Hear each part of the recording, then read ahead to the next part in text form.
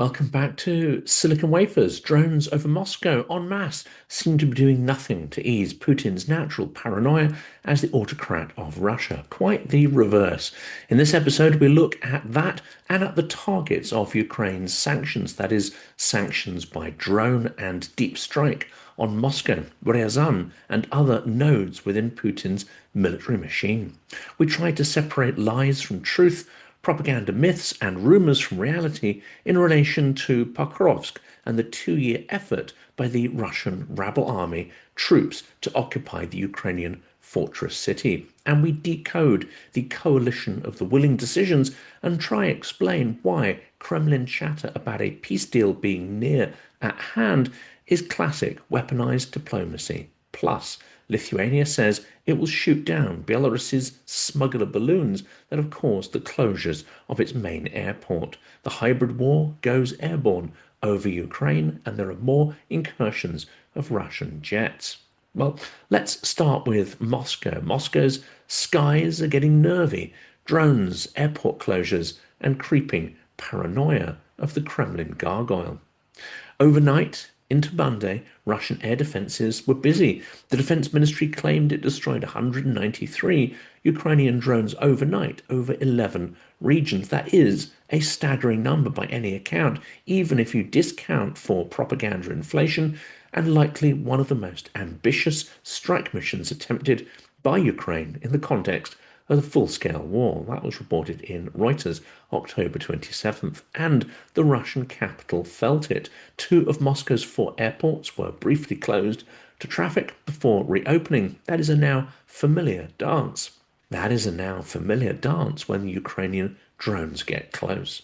This is as much psychological as it is tactical warfare against Russia. The regime would like the main urban population to feel like the war has only affected them for the better, not to the detriment of their status and material position. But with drones affecting everyday life, it's a hard lie to swallow without also taking in a lot of self-delusion.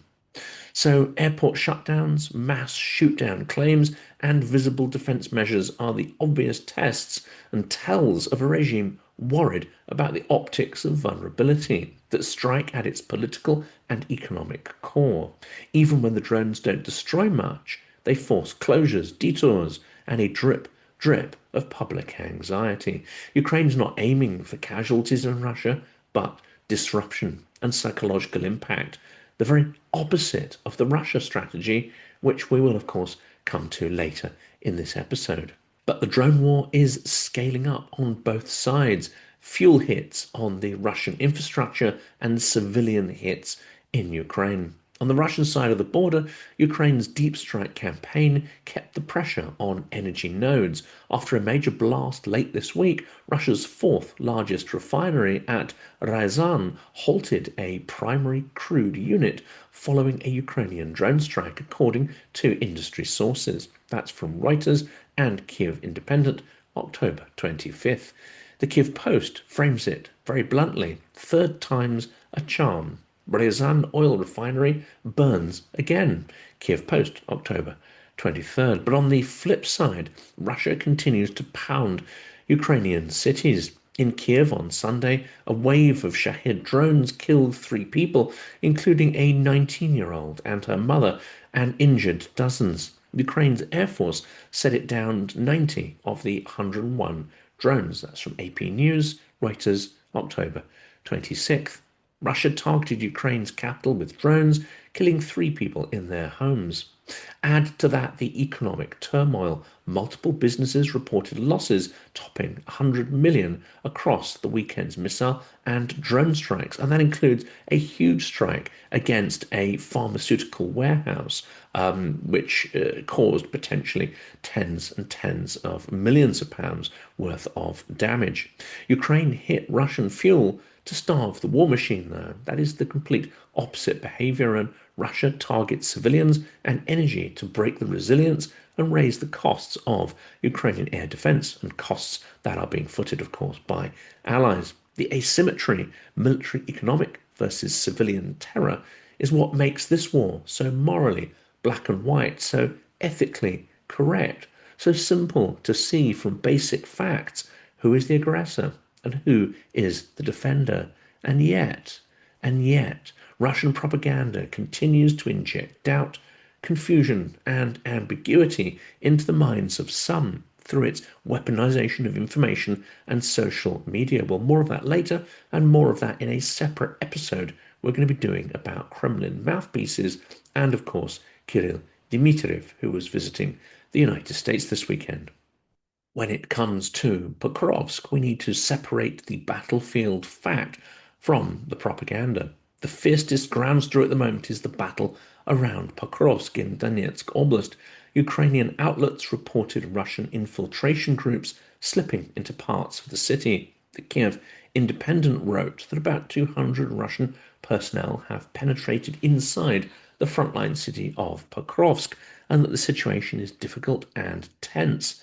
But other sources dispute this claim or suggest that the infiltrating Russian troops were only temporarily present, not able to retain a foothold in the central areas of the city. The Institute for the Study of War assesses recent Russian gains in and around Pokrovsk, Mirnohard, as well as tactically significant but not yet an operational breakthrough. That's from the ISW Daily Assessment, re-reported as well by the Kiev Post. Russian telegram channels have pushed narratives of encirclement, which is starting to be amplified by the paid assets and agents of the Kremlin across social media. Ukrainian officials deny full encirclement, but they do concede logistical strain, casualties, and the challenge from small groups of Russian incursions. And you might have seen some of those videos of them wearing fairly outlandish sort of cloaks and coats and bits of material to try and evade Ukrainian lines. It rarely works, it has to be said, but they are trying that on a large scale across extensive parts of the front. Well, let's turn to the London meeting, the Coalition of the Willing, and what they decided. On Thursday to Friday, leaders met in London under the Coalition of the Willing banner, with President Zelensky participating. They agreed to force Russian oil off the market, in the first instance, to starve the war machine of revenues. Leaders underlined the importance of increasing economic pressure on Russia and resolved to take further steps to take Russian oil and gas off the global market. Further to this, they agreed to pursue additional measures to tackle the threat posed by the shadow fleet vessels, the so-called grey fleet that helps launder Russian oil. Crucially, the statement says plans are in place to deploy a multinational force into Ukraine after hostilities to help secure the skies and sea. This is security guarantees by another name. It is admirable, but of course, first, Ukraine has to win. NATO Secretary General Mark Rutte in London said that the question of US Tomahawk missiles for Ukraine remains under review. But of course, there is little chance in the short term of them actually being provided. But three levers did move. One, tightening the energy vice, including action against the Grey Fleet. Secondly, coordinating financing using immobilized Russian sovereign assets. And thirdly, lock in the post-war security architecture. The Tomahawk question is one to watch. Long-range strike is still possible without Tomahawks. As we know, Ukraine has the Flamingo missile complex and others. But of course, Tomahawks would be a welcome addition to Ukraine's strategic arsenal. So the next section, a peace deal, is it near? Why that is manipulation on the part of the Kremlin, not mediation. You'll have seen the headlines and Kremlin-friendly commentaries that a deal is close. Reality check, it's not, and Putin is seeking permission to continue his aggression, not real peace. Reuters reports that Moscow recently sent to Washington a mediator, or in other words, a troublemaker, a dissembler, a weapons-grade liar, so they could reiterate Russia's previous terms, including control of all of Donbass, a maximalist return to square one, and heap all the blame or the root causes of the war onto imagined grievances and extremism and so-called Russophobia in Ukraine. It is the usual blah blah and historical mythology, which Trump seems to be getting tired of hearing, in fact. This is from a Reuters exclusive, October 21st. The latest iteration of this was Kirill Dmitriev, a representative of the Kremlin who was in the US this weekend, and a lot of pro-Kremlin shills and voices were activated by his arrival and amplifying many of his comments and ludicrous so-called insights. But more of that in a separate episode of Silicon Wafers coming later. As President Zelensky pointed out, this is a replay of a tired tune. Back in March, when the US brokered ceasefire initiative was first announced, he warned, even today, we see how the Russians have already begun to manipulate. Well, we've seen more than 6 months of these manipulations going on.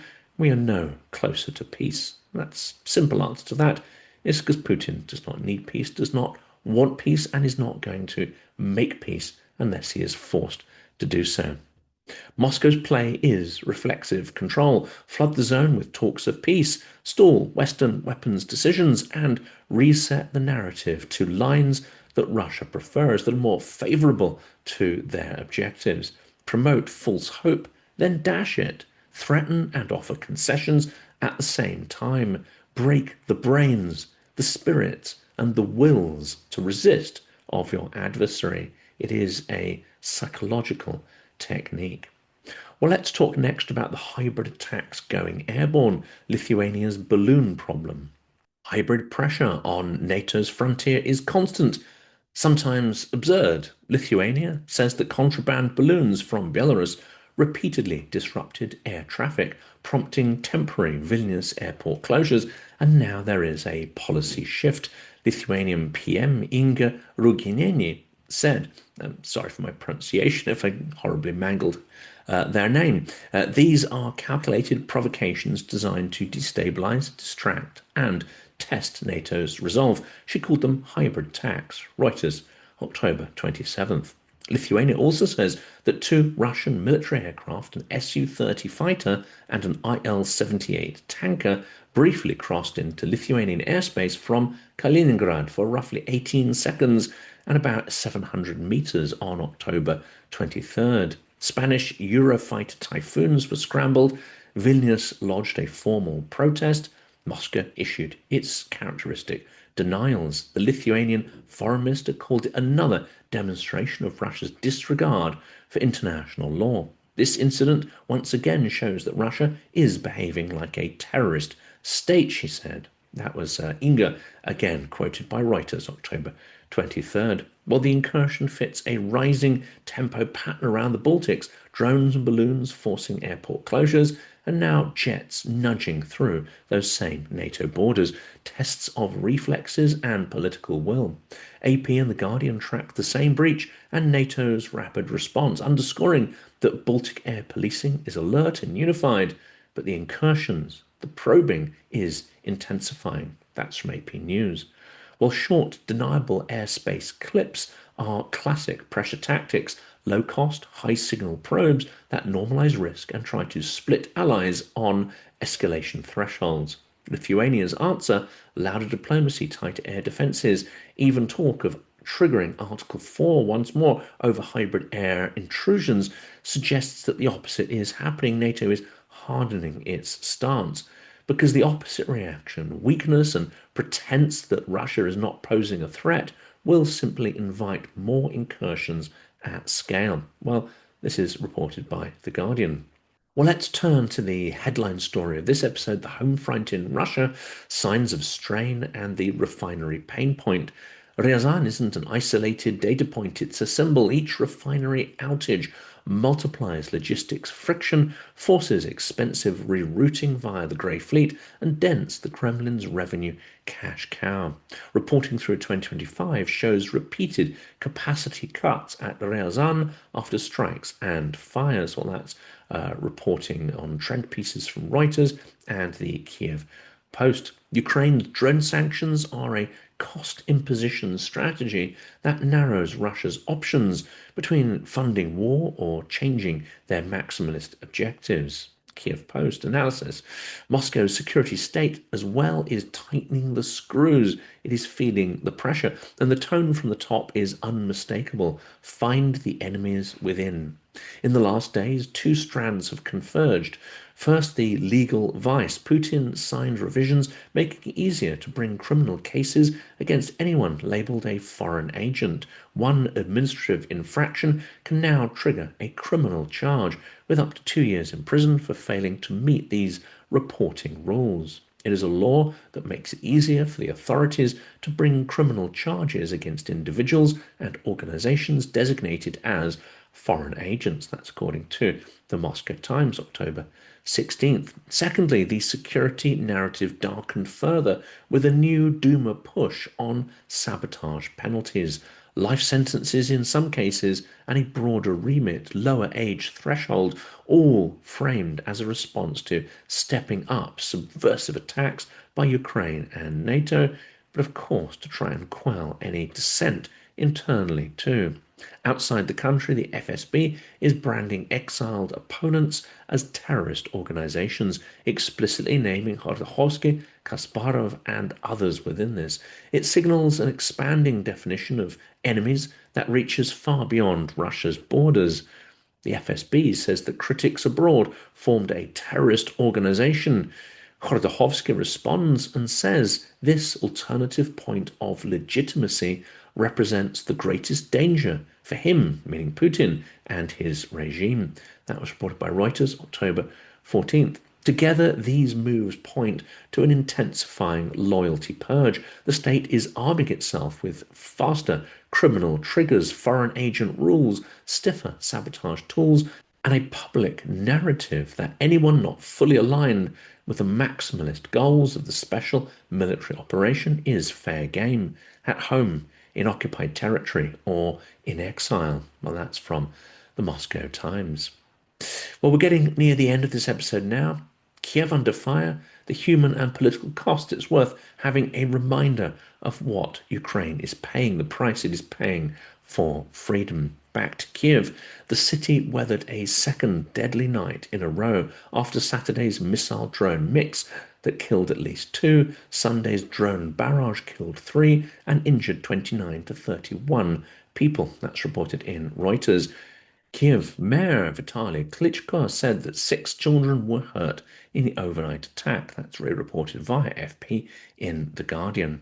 Well, here are some news and context that we need to watch out for in subsequent episodes, and a couple of things to pull from the publications that we covered in this episode itself. ISW's Weekend Read. Russian propaganda inflates victories while tactics lean on infiltration across porous urban lines around Pokrovsk. Also covered is RDIF's Kirill Dmitriev, cited as stating that Russia's war aims haven't changed.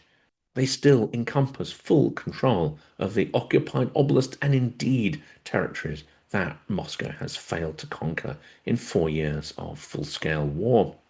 Well, Ukraine's position post-London is also worth a reminder. Zelensky says that partners confirmed continued support into 26 to 27 and underlined work on security guarantees. It's another sign the coalition is planning beyond the winter. Well, that is from Ukrainian presidency readouts, October 24th, and this fits also with the increasing sense of urgency around getting Russian central bank assets secured for Ukraine's use, as that would not only help them stay resilient in the face of aggression now at the heart of the winter in 2025, but it would plug 2 to 3 years of budgetary gaps for the Ukrainian government, which is absolutely critical. This will be the real test, the real symbol of European support for an eventual Ukrainian victory. Before we move on to the next question, I'd like to make a personal recommendation that I know you will appreciate. You may have seen my interview last week with the producer of the film series KYIV of Mine, Ronnie Apteker. Well, I've partnered with them to help raise awareness of what I believe is an important series of films made for a Western audience to help break through absurd stereotypes about Ukraine, some of which, of course, are amplified by Russian propaganda. You can watch these films for free now. Details in a second. KYIV of Mine is a documentary series about Ukraine's extraordinary capital, which I had the privilege to visit for the first time in January this year. The film production began in 2018, and of course, much has changed since then. It's now 2025, and the story is far from over.